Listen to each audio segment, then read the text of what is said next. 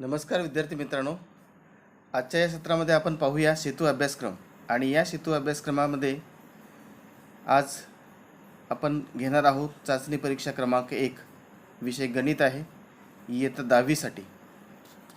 मित्रांनो, मागील काही दिवसापासून म्हणजेच 15 दिवसापासून जवळपास आपण या सेतू अभ्यासक्रमाअंतर्गत काही अभ्यासक्रम शिकलेला आहोत.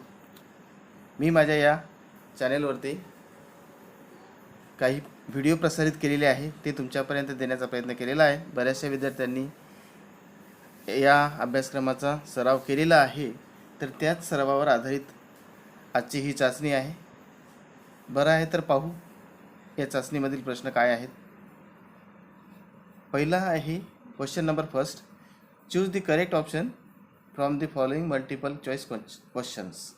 ए म्हणजेच रोमन आकड्यामध्ये ए आहे. पहिला 1. If A is a subset of A, B, C, D, E, F, G, H, bracket complete. B is subset of A, C, E, complete. C, bracket A, E, I, and D, G, H, I. So, which of the following statement is true? A is subset of A, C is subset of A, B is subset of E. Options are A, C is subset of A, B is subset of A, C, D is subset of A, and option D is B is subset of D. We choose the correct option. तुम्हाला यामधून correct option काय आहे ते निवडायचं आहे. म्हणजेच काय, या ठिकाणी 1, 2, 3 आणि 4 संच दिलेले आहेत आणि आपल्याला विचारलेलं आहे खालीलपैकी कोणतं विधान सत्य आहे. हे 4 विधान दिलेले आहेत आपल्याला. तर यापैकी बहुतेक पहिलं ऑप्शन येईल का ते बघायचं आहे तुम्हाला. बघा तर मग यानंतरचा प्रश्न पाहूया आपण. क्वेश्चन नंबर 2 आहे फर्स्टमधला. If one of the angles formed by the intersection of two parallel lines is 40, then its corresponding angles is measured. प्रश्न काय म्हणतो, if one of the angles formed by the intersection of two parallel lines is 40, दोन समांतर रेषा आणि एक छेदक आहे, यामुळे तयार झालेला एक कोन हा 40 अंशाचा आहे. तर त्याचा संलग्न कोन खालीलपैकी आपल्याला निवडायचा आहे. Corresponding angle. Options are A 140, B 80, C 50 and D 40. या 4 ऑप्शन्समधून करेक्ट ऑप्शन तुम्हाला निवडायचं आहे. तर बघा यानंतर question number 3. 2x² - 5x + 12 is written as a polynomial coefficient. प्रश्न परत एकदा आहे का. 2x² - 5x + 12 is written as a polynomial coefficient.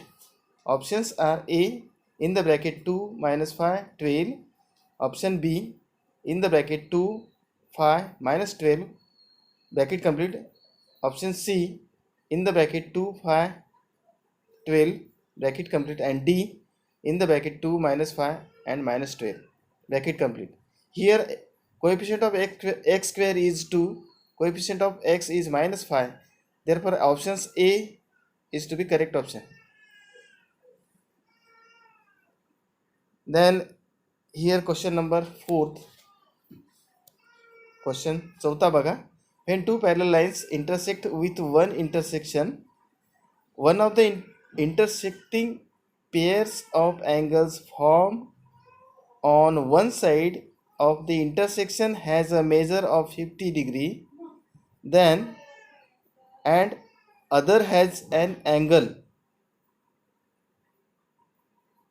We choose the correct options. A 50 degree, B 130 degree, C 40 degree and D 140 degree. Here काय विचारलं आपल्याला. when two parallel lines intersect with one intersection, one of the intersecting pair of angles formed on one of the intersection has a measure 50 degree, find the other. बघा त्यामधील option निवडून योग्य option उत्तराच्या ठिकाणी लिहा. दरम्यान येणारा दुसरा प्रश्न बघा. Solve the following sub questions when two different lines intersect each other, how many points are in their intersection? जेव्हा दोन रेषा एकमेकांना छेदतात तेव्हा त्यांच्या छेदाच्या अंतर्भागात येणारे बिंदू किती? When two different lines intersect each other, how many points are in their intersection? बघा या ठिकाणी एक वेगळी फिगर दिलेली आहे काढून तुम्हाला, या ठिकाणी तुम्हाला समजण्यासाठी. दोन लाईन आहेत या ठिकाणी, intersect each other at point O, बिंदू ओ मध्ये एकमेकांना छेदतात. तर किती बिंदू असतील? Only 1 points. Another next question. The point Q is the midpoint of the line PR, and if PR equal to 10 cm, then what is PQ? या ठिकाणी लाईन काढलेली आहे PR. PR is the line and Q is the midpoint of line PR.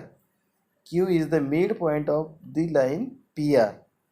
If PR equal to 10 cm, then what is the PQ?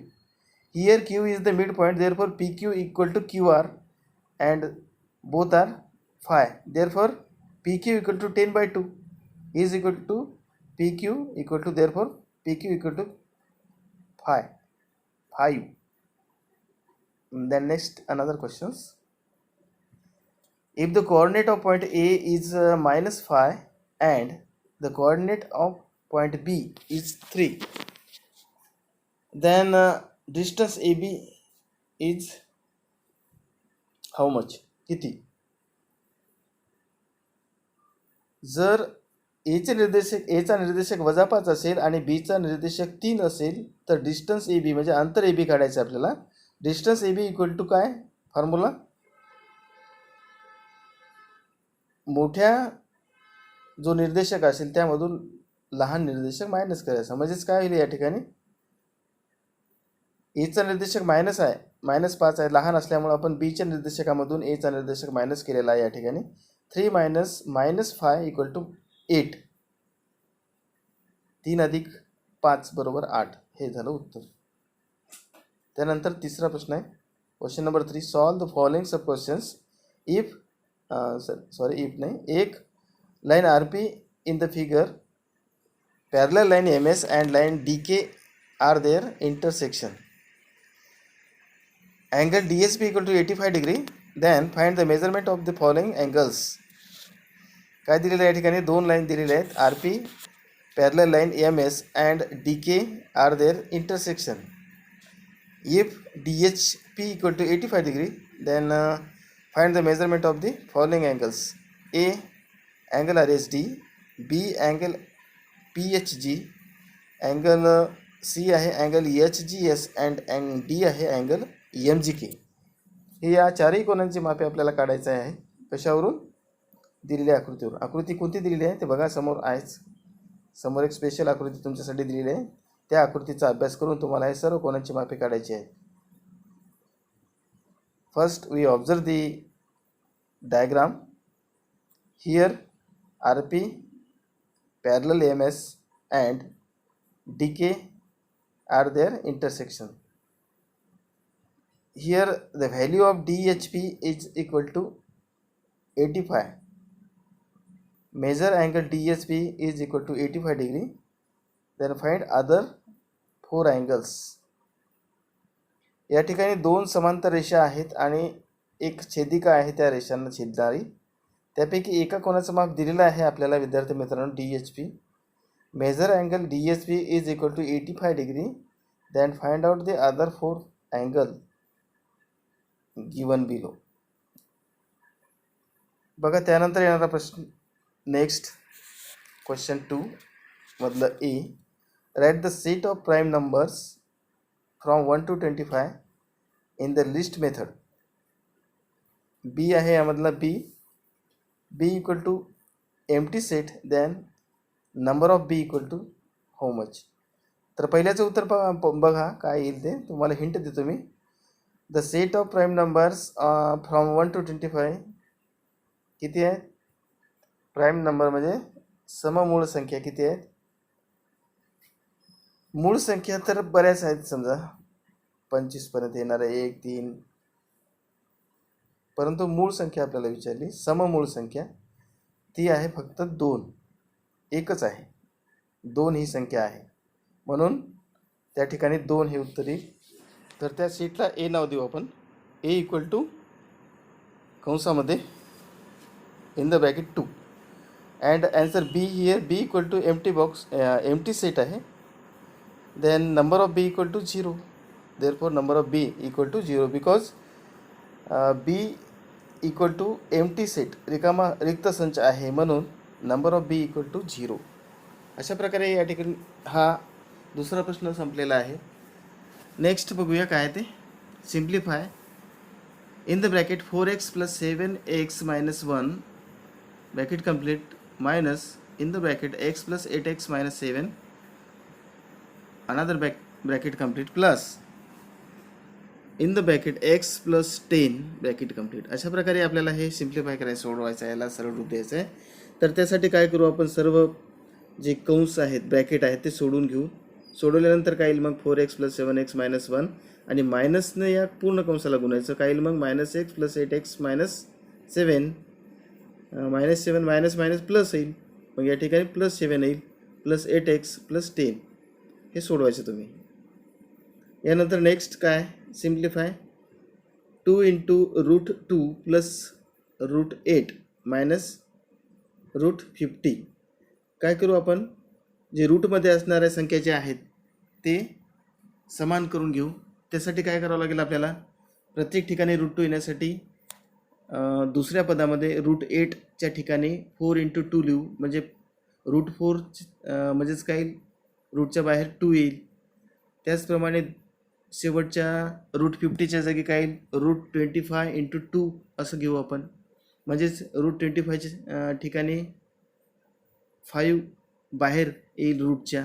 अशा प्रकारे सर्व जे रूटमधल्या संख्या आहेत ते समान होतील. अशा प्रकारे मग आपल्याला याची सिम्प्लिफाय करता येईल. तर विद्यार्थी मित्रांनो, हा झाला आजचा तुमचा चाचणीचा पेपर आहे. फर्स्ट टेस्ट तुमच्या वहीमध्ये सोडून घ्या आणि जेव्हा आम्ही बोलावू शाळेत तेव्हा घेऊन येऊन तपासून घ्या. तुम्हाला जर व्हिडिओ आवडला असेल तर नक्की सबस्क्राईब कराल, लाईक कराल आणि तुमच्या मित्रांना पण सांगाल. धन्यवाद. थँक्स.